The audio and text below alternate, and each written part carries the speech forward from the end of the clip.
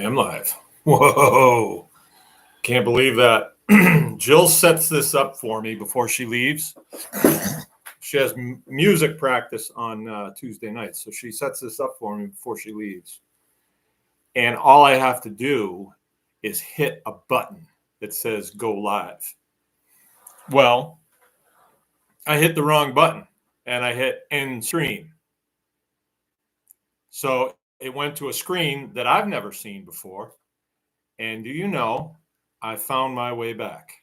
I am back, and I did it under my own free will, under my own power. Well, welcome to the Anyone Can Farm live chat Tuesday night edition. I'm Mark, your host, coming to you from Baker's Green Acres in lovely Marion, Michigan. Excuse me, I'm just coming in from working around the farm today. We have chicken processing tomorrow. We don't normally process on Wednesdays, but there was another processor north of us that was closed their doors. And so we picked up a lot of their customers. And so now we're going to be working 2 days a week for the foreseeable future, which is, it's good and bad. It ties up a lot of time, but we're in good shape. It just forced us to kick it into high gear, and that's what we did. I don't have my board behind me. It's still down in the cafe. It had all the neat things written on it from Tribe Day, all the burgers and fries and all that cool stuff that we were feasting on out of the cafe, and it's still down there. So that's why it looks a little dark behind me. It's not a green screen or a black screen. But I do have the old Stars and Stripes over here, which I have a lot of respect for those Stars and Stripes. A wonderful piece of equipment. Love it. I have a neighbor that ever since the election has been flying his flag upside down, inverted. And in military and maritime operations, it's a sign of distress. So he is distressed over the current occupant in the White House, I suppose. And so he's flying his flag upside down. And he's been doing that now for 6 months. And so I have to drive by that every day, and I really don't like it. But I suppose that is his right under the First Amendment, his right to free speech and expression. I guess it is. I looked into it because I thought, if you're doing it for political reasons, wouldn't that be desecration? But I couldn't find anything where it was. It's not as though I would do anything about it. If anything, he's a fellow veteran. And I thought maybe I should just swing in there and say, I understand you're distressed. Can I help you in any way? He's not a real stable guy. But I don't think I'll do that. I'll just let things go. But I deal with that. Every day I have to drive past it. My son was home on leave, and he saw that, and he was like, what is that? And I said, well, Kev's distressed over the election. He's still got his Kamala Harris sign out there and everything. And Keith said, well, we ought to go take that down. And I said, no, we can't do that. Especially you can't do that. You wind up in a hoop of trouble if you do that. So we just let it go. All right, so today's, what is it, 22nd July, 2025. Life is going good here on the farm. We have been getting some really favorable weather. I just made it in under the wire, getting my hay off the field, and then it started raining. We got 1.5 inches of rain off of freshly cut fields. I really like that. All my hay is under tarp. My barn is full, and I'm feeling pretty good about that at this point. All these years that I've been cutting hay, and it still is a little bit of a pucker factor, when I go to do it, because the possibility of breakdowns and other things. Plus, it's a lot of time out in the sun and all that. It can be a little grueling at times. And when you have the majority of it in, it's a good feeling. It's a really good feeling. So now all we have to do is continue operations, and things are turning out okay. We right now are looking at the trajectory that we're on with the farm, and it's probably better than it has ever been. But 21 years in, we should be learning something by now. There's been a lot of failures along the way, but it's like that with any learning curve. You're gonna do things wrong and figure out that you're not making money on an operation, and you have to adjust. You have to adjust your course and figure out, okay, well, what does work? And as I was going about my work this morning, well, a little bit more about what's going on now. My youngest son is at summer camp this week, so we're down a man. And my second oldest son had something planned for the day. He was taking the fryer back to a friend, and then he was going to go on a little further and see some of his friends at the camp that he attended, because that camp's going to be breaking up, and everybody's going their own way. And so he kind of planned his day out. So it was just me and Jill here today, and kind of different, empty nest. And we thought, I said this morning, hey, why don't we do something? Why don't we take the canoe and we'll go out to the river and we'll just dub around for a little while? And yeah, that sounds like fun. But then we got involved with what we were doing. And it was like, for me, it was just a lot of little jobs to work on.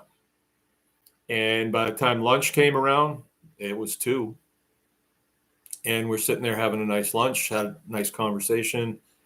And then the chicken people start wheeling in at 5. So we really cut our time down. And I said, I'm fine with just staying and working on the stuff we're working on. She says, yeah, I'm working in the garden, and I got some cheese to work on, and I want to clean the shop up and stuff. And so we were just feeling like we're pretty satisfied to just stay home and work on our life. And that's really what it is. It's your life that you're working on the farm, because you're here all the time. It pays your way. And it's what you do. It's what you think about all the time. And our situation is a little different, because we have people coming and going to get their milk and other things. And so we interact with people a lot on the farm.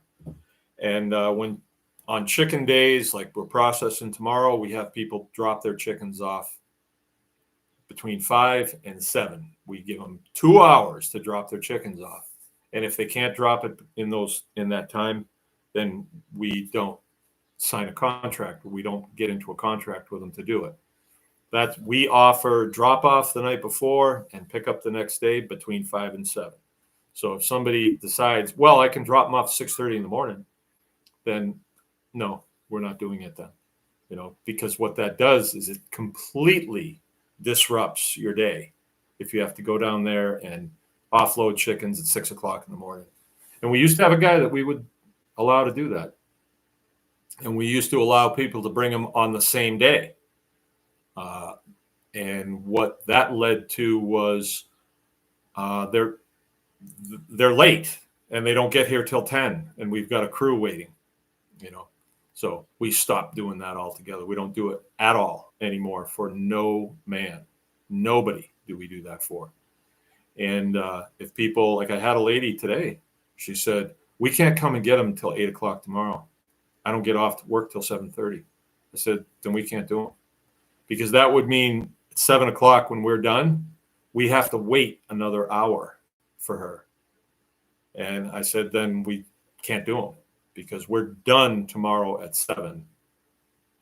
And she said, well, it's only an hour. And I said, yeah, but I would be done for the day. I would be cleaned up, different clothes on, going on about what I need to do. And so she said, okay, well, I'll just have to see if I can get off work early. I said, yeah, you better, because it's not going to work if you don't. So we've had to do that and to really clean the operation up. and make things more organized. We've got to get organized. So what I wanted to talk about tonight was incrementalism, right? Incrementalism. And usually when we're talking about incrementalism, it has to do with somebody incrementally encroaching on your rights. And then we're usually going to talk about in the farming business about our good old buddies at the Department of Agriculture. And I just had a long conversation with a lady that dropped her chickens off, and she was lamenting about how, she can't do this stuff in her store because they won't let her. And I said, you have a license to run that store? Oh yeah, I got a license to do this. I got a license to do this. I got a license to do this. I said, well, was it always like that? And she said, no, at first it was pretty good. Like, our inspector would say, we're here to help you. I think that's kind of funny, right? But little by little, things started getting more, we need you to do this. We need you to fix this. We need you to fix this. Oh, these counters, they have to be replaced and made stainless steel. Oh, if you sell yogurt, you've got to buy this machine. It's only $20,000, but it does it right the way we like it. And so she was going on, and I said, well, you really can't complain. And she said, why not? And I said, well, you entered into the contract with them, and you gave them free rein to tell you how you're going to do your business. And she had the usual things that people say. You hear any argument, you hear the same things. If you start talking about homeschooling, people will say, aren't you worried about your children's socialization skills? It's like a response that's just thrown out there. Try this one sometime when you're in a group of people. This is usually for the men. Say, well, I like to shoot deer with a 30-30. And someone will say in that group, 30-30, it's a good brush gun. Right? Because they've been saying it forever. And when people hear that, they want to be in the conversation. So they just say, yeah, good brush gun. What's that mean? It's a good gun for the brush? Like an .6 isn't good in the brush? I don't know. There's just certain responses. And so we were having this conversation, and I said, well, it's easy. Just back out of the contract. Just send your licenses back and say, I'm out of the contract. And then your fallback position would be the 4th and 5th Amendment to the U.S. Constitution, which prevents them from coming up your driveway even. And I said, you can go one better. Just send them a notice of trespass, and send it right to the top guy. And it's his responsibility to disseminate it down his chain of command to the field people. If he doesn't, that's his problem. And if they do show up after that, you've got a letter to show the police, because you would dial 911 at that point. And that letter is, I have trespassed these people and they are here anyway. Now we're in criminal territory, because then it's criminal trespass. You've notified them not to come on your property. They came anyway.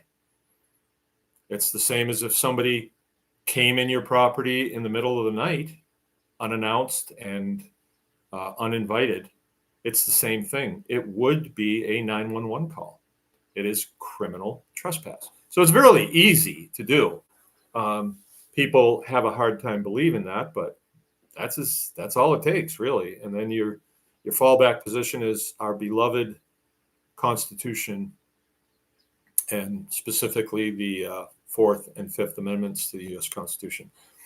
And then you hear things like, well, the Constitution has been so watered down that it doesn't even mean anything. Not to me. I mean, here I am exercising my right to free speech, First Amendment. Nobody can do anything about it. My Second Amendment, I think I have a 12-gauge shotgun around here and a 22. You can't have anything like that in countries that don't have a Second Amendment. Third Amendment, there's no soldiers in my home. billeted in my home. We don't think we'd see that, but that happened during the Revolutionary War time, during the lead up to the Constitution, the Revolutionary War. Fourth Amendment, you can't come on my property unless you get my invitation from me or warrant signed by a judge. And that requires criminal activity, right? Criminal activity. We're just producing food. That's it. Nothing criminal here, and you would have to have proof that I'm doing something criminal to present to that judge, because if he signs it, he can be held accountable for that. And let's say that somebody lies to him, he will hold them accountable for that, So the system is really good, and it's based on the U.S. Constitution. And I know our politicians don't follow it, but that doesn't matter. If I could reach out and hold them accountable, I would. But they're in Washington or Lansing, and they're doing their thing, and my thing is here. But if anybody's going to trespass on my property, then that's up to me to deal with it. That's what 911 is for. And 911 starts a process. Don't ever forget that. And that process has to have a beginning, and that's that phone call. And the end is the resolution on why that call was made. And yeah, so it's big medicine. And once a person does that, ditches their licenses and trespasses them, they never have problems again. So it works. I mean, I've been in business now under this new model for, I guess it would be 7 or 8 years, and we've not heard a peep out of those people. And I do everything that they don't like, everything, right? So, and I think people get the feeling like, well, you can do it. No, I don't have any special powers. I just have the U.S. Constitution, and the people that would infringe on your rights incrementally, they are bound under contract.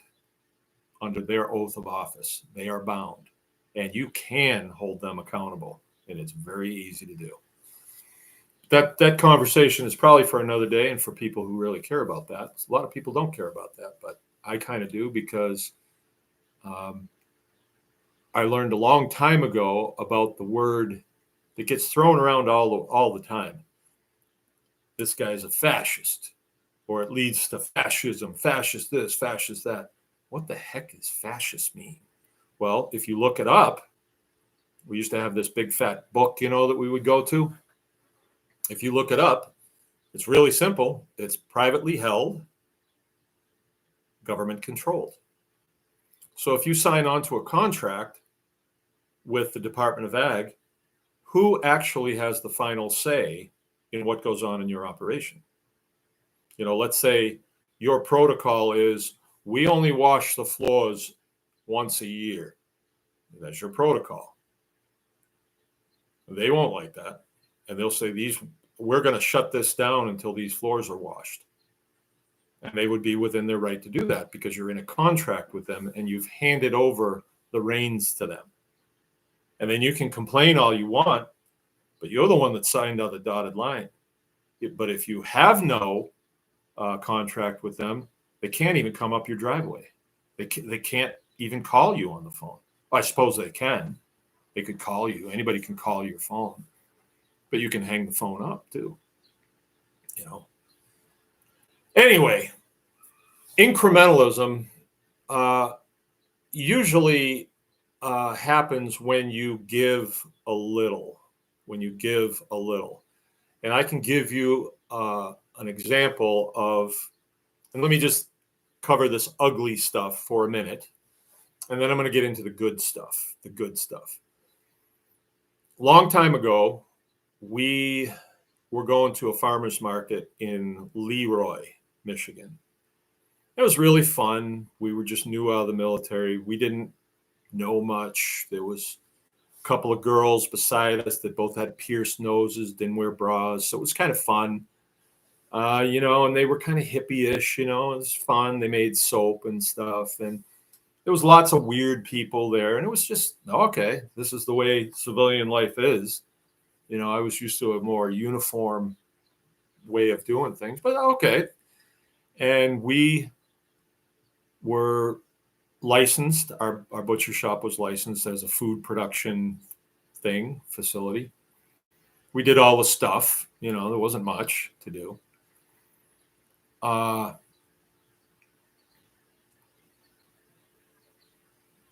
But we assumed that a food production facility, we were covered on that. We can make stuff in there, and we can take the farmer's market and we can sell it, right? Never saw anybody at the farmer's market who cared, but it was just a real small town here in northern Michigan. And we were just getting our feet wet. We weren't making a lot of money, but we were going faithfully every weekend. We'd haul all the kids in our big Suburban, in a trailer, and set up our little tent, at the table, and we talk with people all day long. It was fun. It was fun. And Jill started making cheese, goat cheese.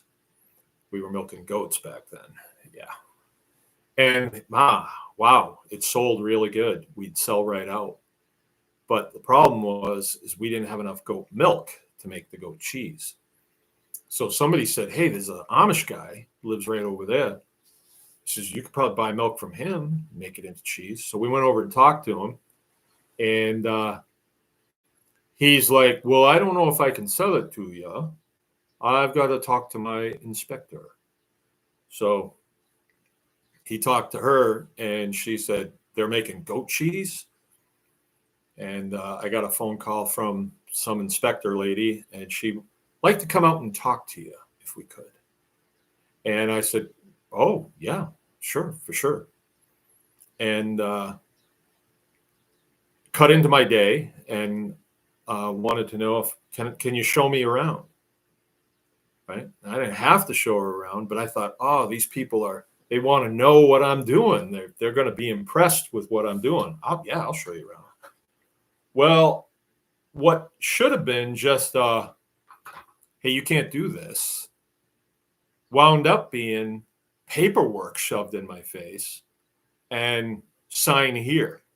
And it was a cease and desist.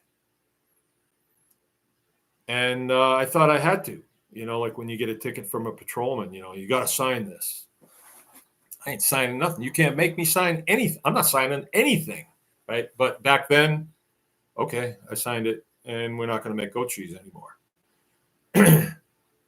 And what did that lead to? That led to, a phone call to my inspector.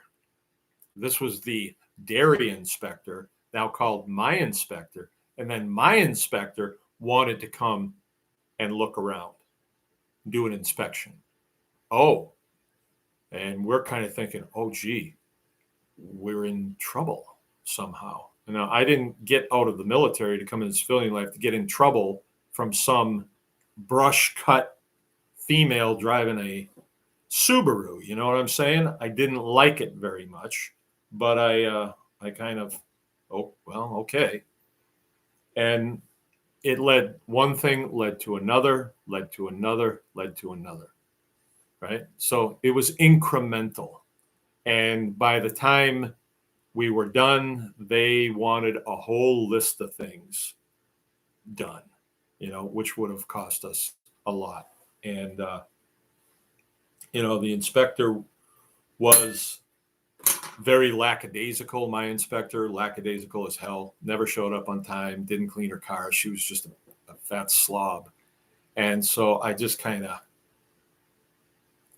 she went away after a while. I just let sleeping dogs call me when you get this stuff fixed. Oh yeah, I'll call you. So I never did. And that kind of went away. I learned my lesson. Do not tangle with those people. But I can't really complain because I entered into a contract with them, right? And incrementally, they would have put me out of business, right? And then finally, many years later, we sent our contracts back to them, our licenses back, and said, we're out of the contract.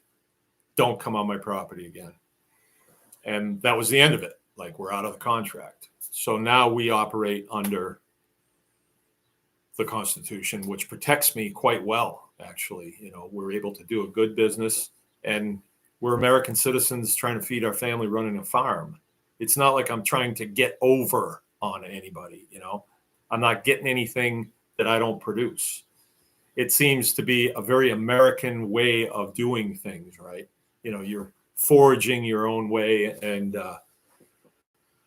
having to use your brain and your back in order to feed your children and get your bills paid, right? Doesn't seem like it should be a big problem. Doesn't seem like we should have to ask anybody permission, but they don't see it that way.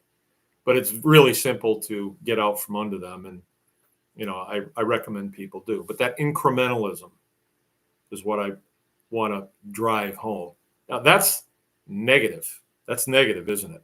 To me, that's negative. For some people that get off on that and they want every license and every booster shot they can get, have a good time. You enjoy it. I'll do what I want to do. And that's the end of that negativity, because we just don't deal with it. They're absolutely irrelevant to us now. The only time that it comes on my radar is when they give one of my friends or associates a hard time, and that's when I just tell them what I just told you and recommend I would do this. But what's the worst they can do? Put you against the wall and shoot you? No, can't do anything to you. They don't have the right to arrest you or fine you or anything else. They can't. So they're irrelevant. That's the bottom line, is they're irrelevant. But I wanted to talk about incrementalism on the positive side. And I can tell you how it worked for me today.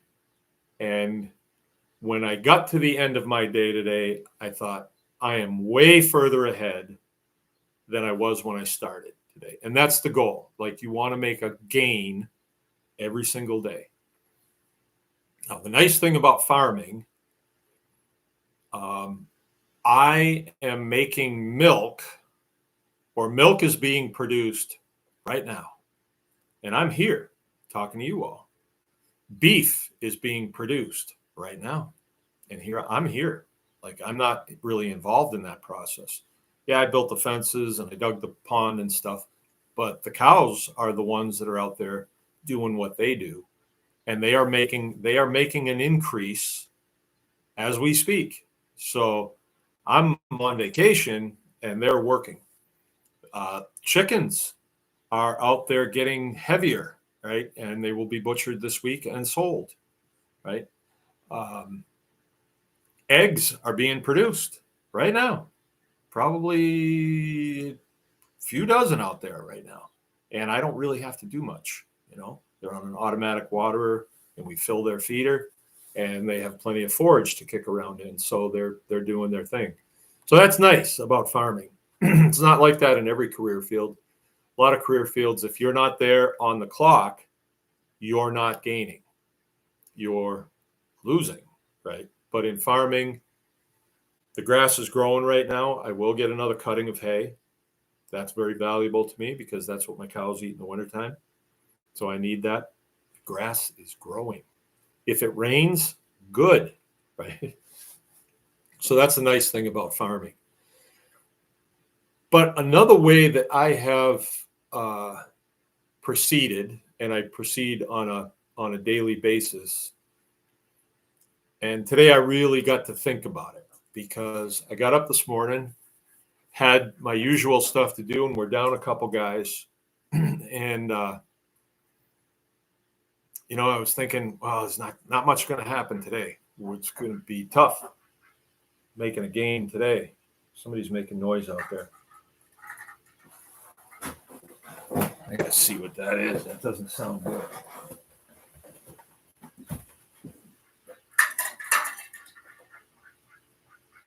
Get out of here. What?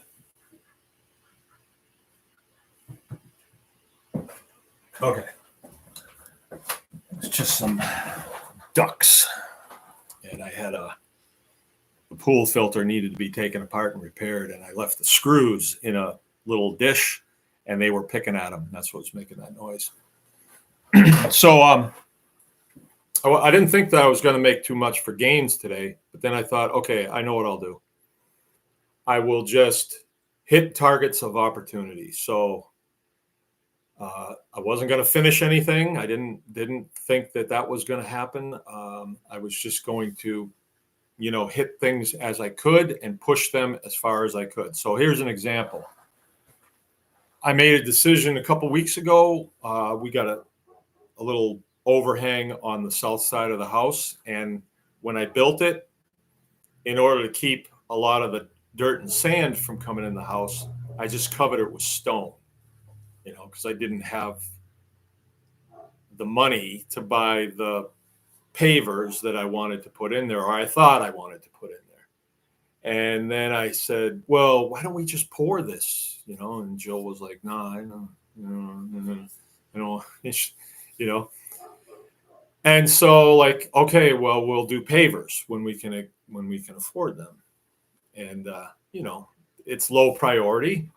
And so anytime we walk through there, we're walking over the stone, and you come in the house and you're in the house, no shoes on, you got to go back out. You're walking across stone, and it can be like a torture, right? So I decided that we're going to make our own pavers, but we're going to make them 3 by 3 feet by 3 feet. And I did that a couple years ago. I made about 10 of them, I guess, and they're positioned around so you can step from one to the other. But then I thought, let's get that going again, and we'll make a bunch more. And tell you what, we'll make them right here on top of this stone, and then we'll just move them into position where they need to be. We'll bring them in close to each other, maybe leave about 2 inches in between them so there's a place to sweep the dirt and all that stuff. I thought it would look good. My dad did something like that when I was a kid, and it looked pretty nice. I thought it was really barbaric at the time because all the work involved making those blocks, but I think it's a good idea to do that. So anyway, I thought, well, I'll never get that all spun up to speed today to start pouring concrete, because I need the mixer up here. I need a load of sand. I need about 10 bags of concrete. That'll do for a while. And then I need the aggregate to go in it, which I have there. That stone will work as aggregate.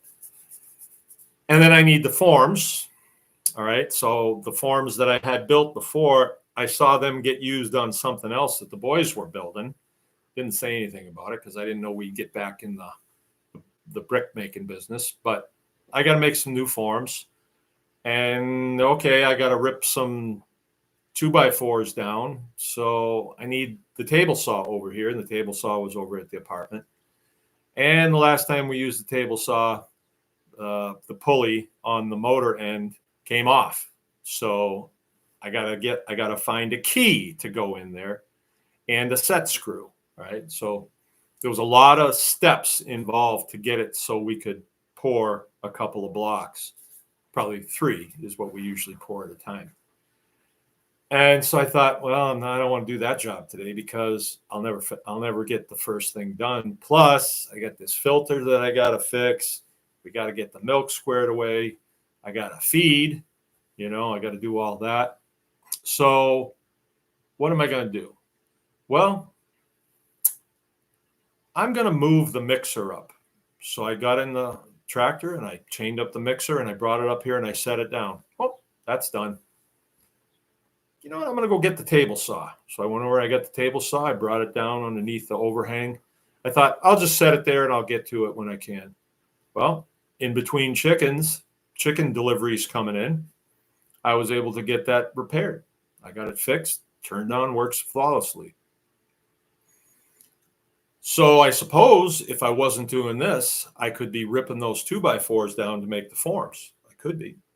I'm not gonna. I think this is important. But I never really thought that I will get a block poured today. And I'm not going to because I don't have the sand.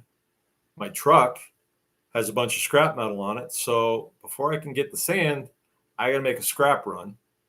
But before I make the scrap run, I want to pile some more scrap metal on there so it's worthwhile going. And there's a hornet's nest in that truck, so I'm going to have to deal with that before I do anything, right? So it's everything has to be done incrementally. See? I'm moving it down the field in a positive direction. I'm just doing a little bit at a time, a little bit at a time.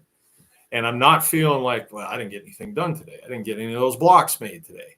No, but I'm a whole lot closer than I was. And in between, I got all the chores done, got the milking done, got all the milk went out. I ran the separator today and made a bunch of cream. That all got put in the proper containers and is being frozen to be sent out at the first opportunity. So we did get a lot done. We just didn't have a lot to show for it at the end. So there was people here on Tribe Day and said, wow, you've got a lot done here since last year. And when I looked at it as a whole, yeah, we did get a lot done. But it's not like we did it in a week. We did it in a year. And it was piece by piece. And sometimes we're insulating a room, let's say, that we're going to, turn into a milk house. And we get it halfway insulated. That's it. That's as far as we got. Now we have to go on to something else that is a priority job. And I remember what happened, actually. We were insulating that so that we could run heat in there so that the water would stay open. And we got all the insulation in, but didn't get the steel over it. And you'd think we would be rushing to get the steel over it, but we had to stop because the water froze.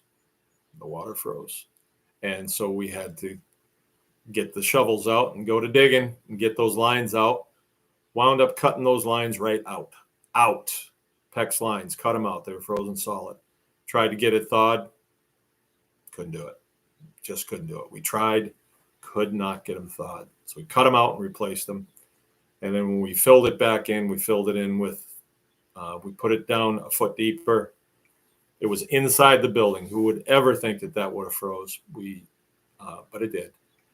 And so, we had to do that to get back in business. And then maybe a week later, we started putting the steel up. Didn't finish that in a day. That's for sure.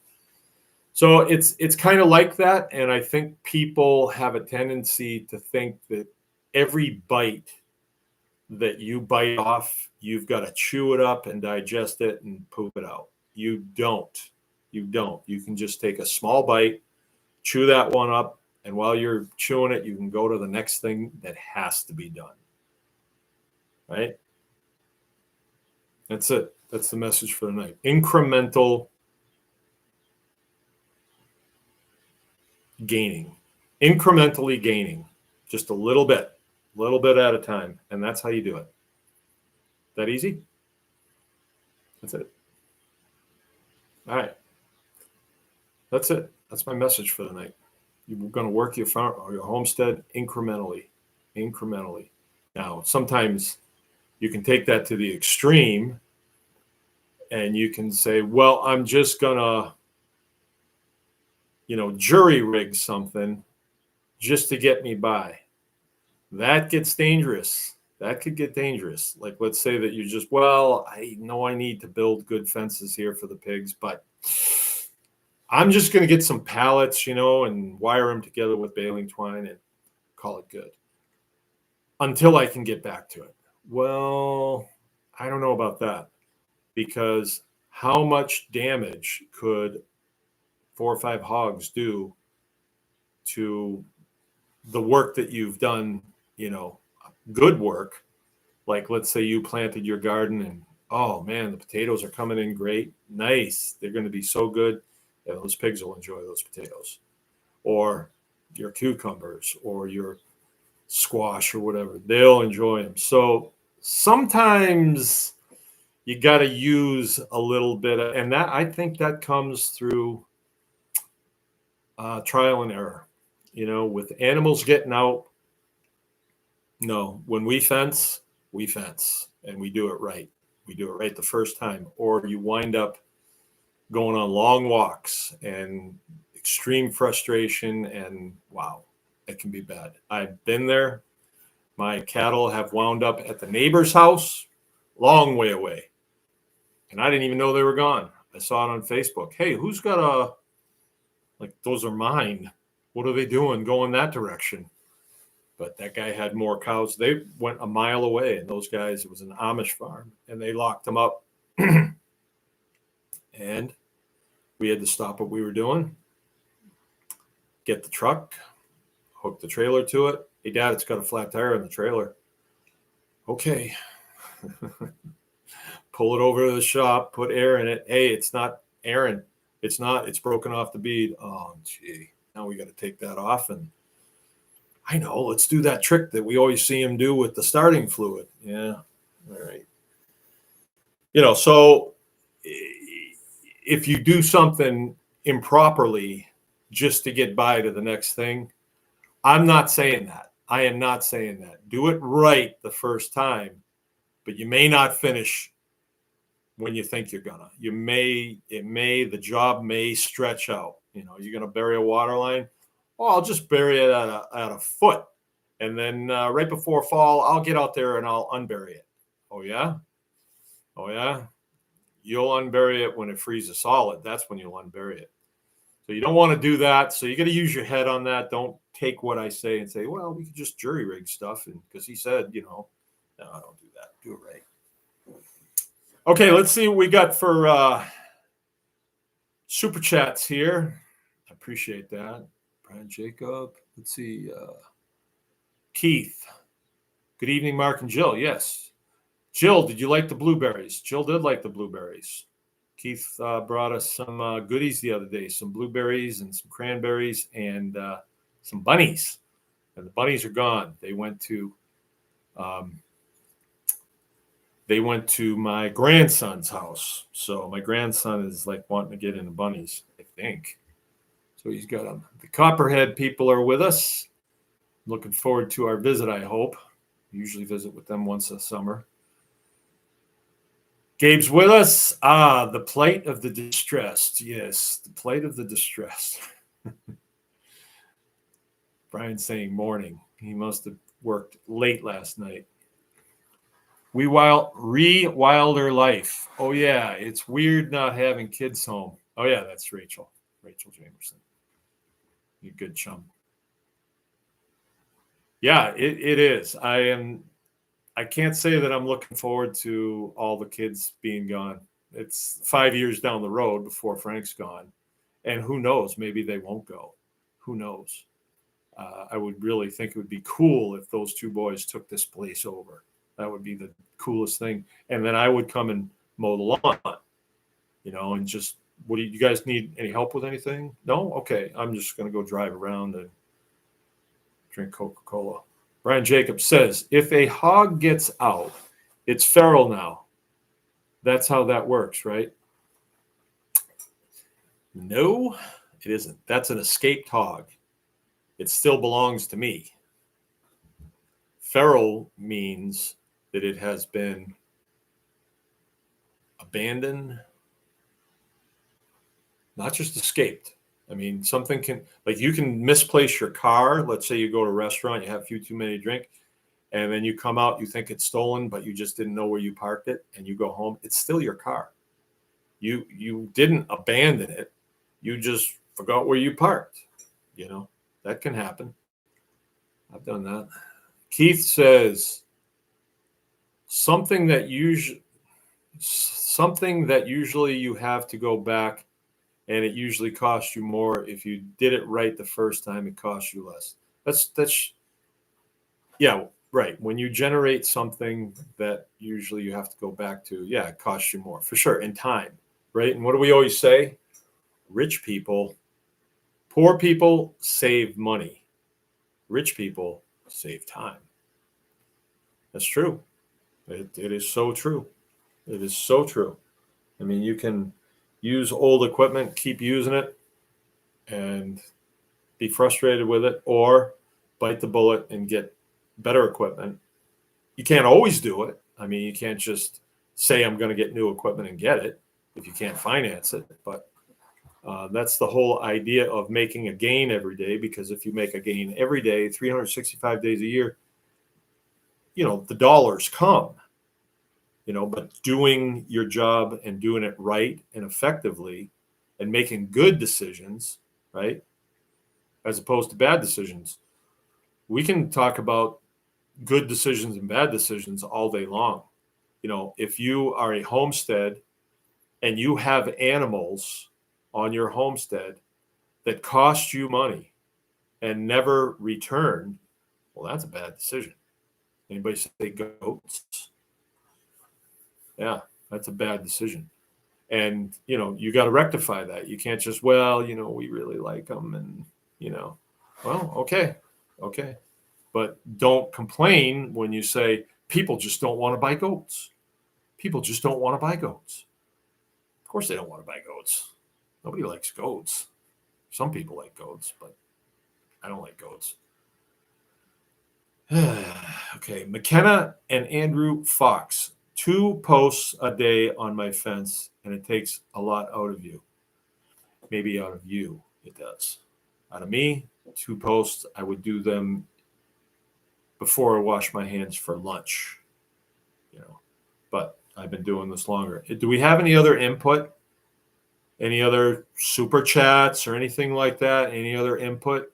Got 1,300 people on here. I can't believe it. Not a single super chat. What a bunch of pickaninny. I can't say that.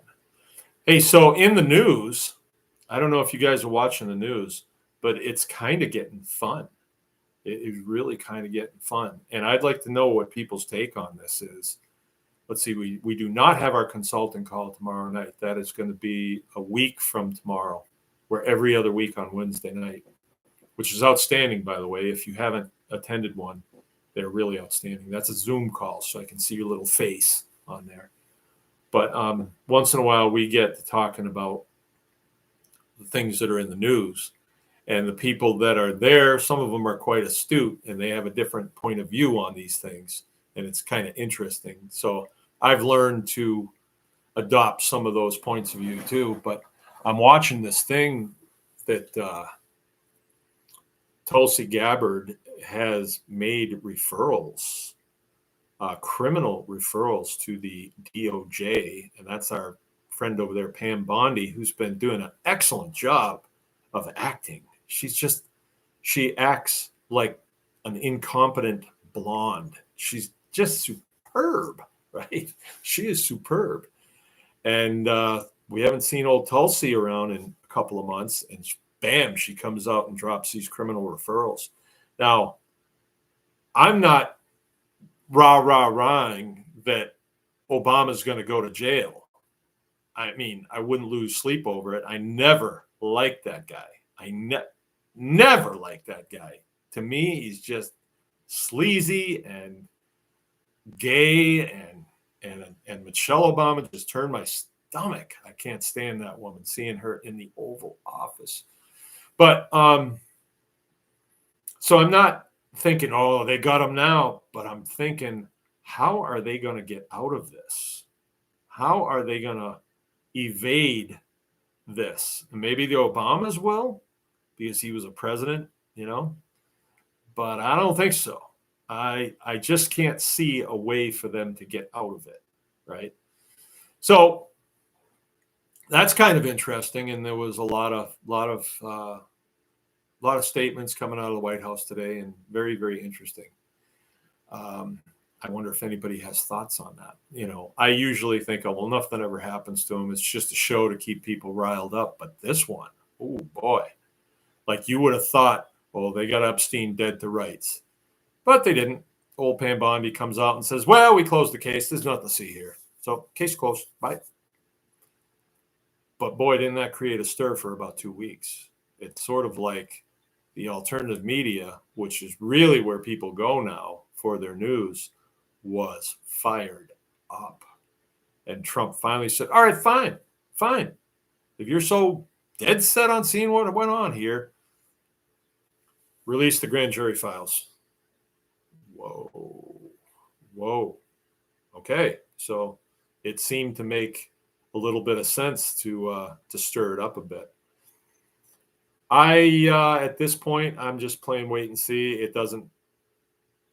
I still got to milk in the morning. I still get to milk in the morning. I still get to do all the things that I'm getting to do. And what they do there is just kind of like, well, what's going to happen on TV tonight, you know? And I know it has more ramifications than that. I know it does.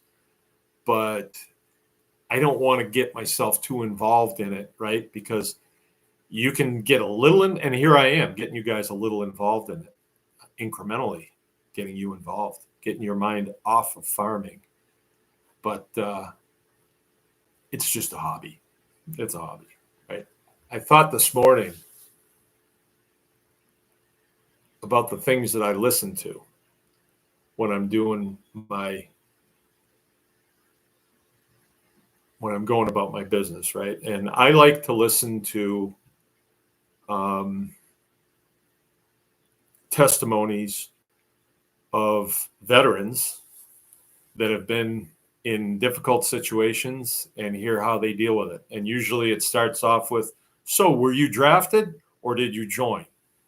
And 9 times out of 10, the guys that joined, their testimonies are way better, just way better, because they were leaning forward and they felt it was something they should do. So they joined. I listened to a lot of Vietnam era stuff because that was my era. I was 14 years old, Frank's age, when we pulled out of Vietnam. But throughout my years, say 10 to 14, it was on the news all the time. And my sister's boyfriends were getting drafted or thought they were going to get drafted. And, there was a lot of talk about the war, and my parents were not into it. They were not into it. So I wasn't into it, and I did not want to go to Vietnam, right? As a 14-year-old, I just did not want to go, but I thought I'm going to wind up getting drafted, and it's only 3 short years away when I'm 17. So, so I listened to those testimonies, and I wonder what is it about those testimonies that turns me on. And I think what it is I have a level of respect for those people. I have a level of respect for them. I mean, a high level of respect for them. They're not like interviewing, transport drivers or anything like that. These are mud Marines, special forces people, things like that, helicopter pilots that I like to listen to because it's just, they have the most unique stories and I have respect for them. And I think that you want to, as a farmer, I think you want to conduct yourself in a way that people will have respect for what you're doing, right? And carry yourself in that way, right? That's self-respect, and the people that I look to for guidance, I respect. I do not look to people who I do not respect. I just don't. I pass them right over. So, yeah, kind of a thing that I came to understand today about my listening habits. All right, what else we got here? Work full-time job and have young kids. Oh, man. Excuses. I don't want to hear it. So I think it's like the second time I've heard that excuse today. If you don't get 4 posts in today, lad, I don't think I want to talk to you anymore. Okay? Quit your complaining. Get out there and put some fence posts in. I want pictures. Brian Jacobs says, I love seeing the movement. I voted for this stuff. I don't go to pick the outcome, so we're just along for the ride, for the show. Yeah.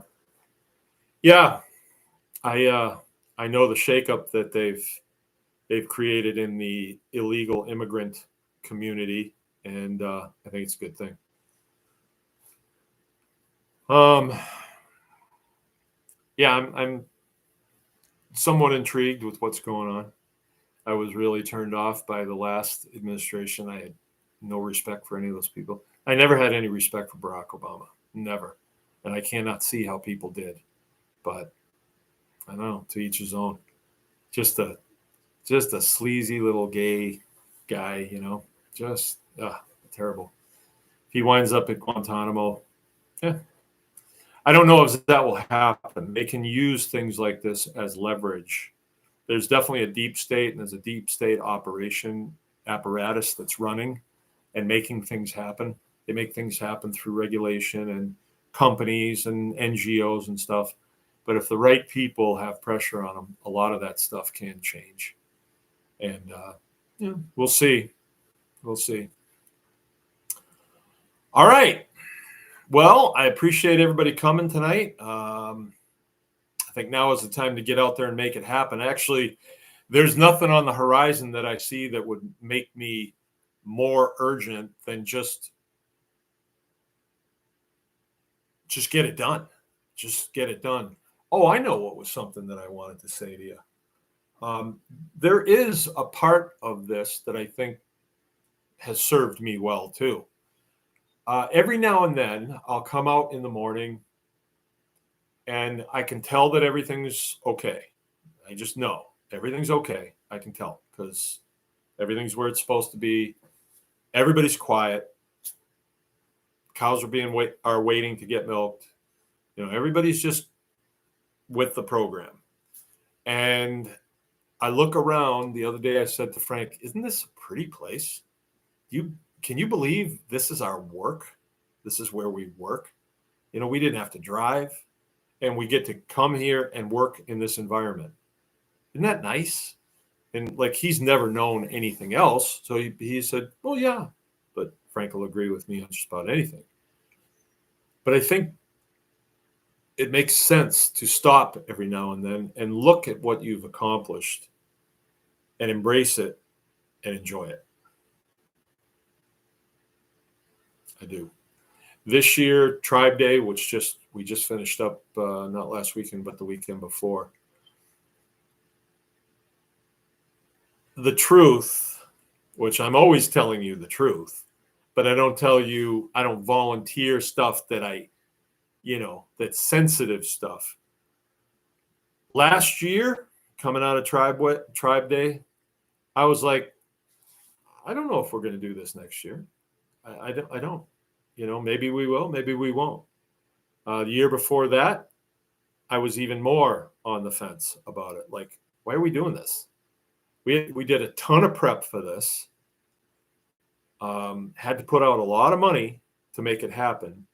And when it was all said and done, I had to pick up the trash. So I was kind of like, why do we do this? And then last year, I kind of felt that way too, a little bit. And I wasn't saying, oh, yeah, we're definitely doing this next year. But this year was different. This year, I could actually see the gains that we've made as a community. Because, I kind of have relationships with everybody that comes one way or another. But they have relationships with each other. And they're solid relationships. I was watching people this time. This time was different. I let go, and the boys are older, and they really handled a lot. Plus, there's a lot that's already done. It's like we don't have to do it again. We don't have to prepare certain things again. So it was already done. I mowed the lawns. I picked up a little bit, put the picnic tables where they had to go. I did not do a ton of prep. I did not. The boys did. I was cutting hay at the time, so I was like MIA. And even when the first person showed up, which was Justin, I was tarping the hay that I had stacked that morning. I was tarping it, and he helped me finish it. So I did not assign myself any real duties. Well, I guess I did. I had one block of instruction about water systems, and that's just walking around showing what we've already built and why we built it that way. And, here's where we had a problem. We don't do it this way anymore. We do it this way. And then people would say, well, could you do it this way? I did that, and that didn't work. You can, but so that's easy for me. And then I had the hayride, and that's easy. I can drive the tractor. I can do that with my eyes closed. So that was easy. And this time tractor driving, I didn't stop. I went a lot further and didn't stop to explain anything, and I figured at the end, if people need an explanation on why I'm doing some certain way, then I'll tell them then. But if they're not asking, I wasn't going to stop the tractor and turn it off and get off. And everybody look at me. This is what I'm doing here, and this is why, and all this philosophy. I didn't do that because I didn't want to. And so I didn't. And it worked out really better. I didn't feel stressed. I just hung out with people, ate, drank a lot of coffee, and stayed up way too late talking at the campfire. And so when it was over, I said, yeah, we're going to do it again next year. Yeah, we're definitely going to do it. It was good. And a lot of good is coming from it. People are connecting, amongst themselves. And that's real important. There's another tribe day going to be happening out in Texas in November. And we're invited to go. Like to. It's a long way, though, for the old camper. Long way. But who knows? Who knows? Maybe the new technology will be released by then, and the transporters will be in operation, and I can just step in a transporter, and I'm at Sean Kelly's house, being served a cup of coffee, and then I can sleep at home if I want to. Maybe. I don't know. But that's good, because then they're spreading that sense of community in their community, the more localized area. So that's good. So I think it's important. Community is so important. There's strength in numbers, and there's unity around the brethren, I guess I'll say.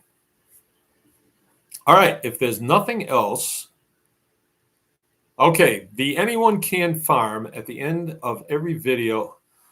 The Anyone Can Farm at the end of every video for 15 years is what made you one of my top mentors. Thank you, Mark. Well, thanks. I appreciate that, Andrew. I'm surprised you didn't come this year. You came last year. I didn't actually notice that you weren't here until I saw you on here. Anyone Can Farm is it's language. And I say it a lot because we live in a time, well, I guess even before we were alive, it was a time where language is used as a weapon. It's used as a weapon. And even some of the good guys, people you think are good guys, will use language in such a way that the way it computes in your mind is, oh, milking cows is illegal? If you see a book titled, Everything I Want to Do is Illegal. Illegal? So that word there is being used as a weapon against you, right? Illegal, you do something illegal, you're going to get cuffed and stuffed, right? Against some organization's rules, tough. Department of Ag has a rule. We want everybody in bed by 8:30. It's our rules. Go to hell, But violating somebody's rules and illegal are two different things, two totally different things. In the United States, we're governed by consent. We're a representative republic. We send our representatives to our state capital to do what? Make laws. That's why they call them lawmakers. And they represent us to look out for our best interest.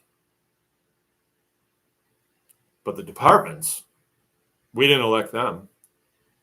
Who do they really work for? Certainly doesn't seem to be us. I don't see him calling saying, hey, you need help with anything today? I got this fat salary and I got nothing to do today. You want me to come and pick up papers? Want me to muck some stalls, feed your pigs for you? I can do that. No, they don't do that.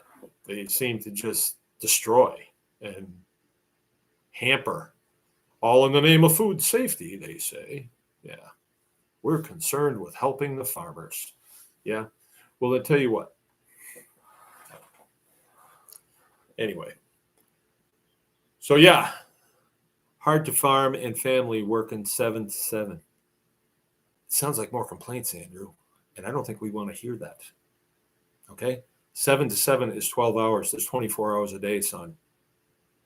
Sleep is highly overrated. Right? I mean, some of that, what I'm saying to you, you might think is a joke, but what do you think? I didn't work 2 jobs. I had my regular gig, and it was, most times it was nearly 12 hours that I worked. 5 days when I was in the military. And then I came home and worked on the farm.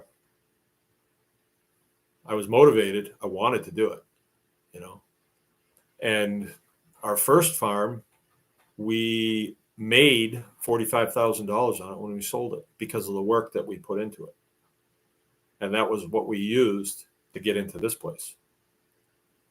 So if you're not willing to make a sacrifice, you probably won't make it. It's not easy. Nothing's easy. But I'm looking at that right there. 7 a.m. to 7 p.m. Okay. You're getting home at 7 p.m.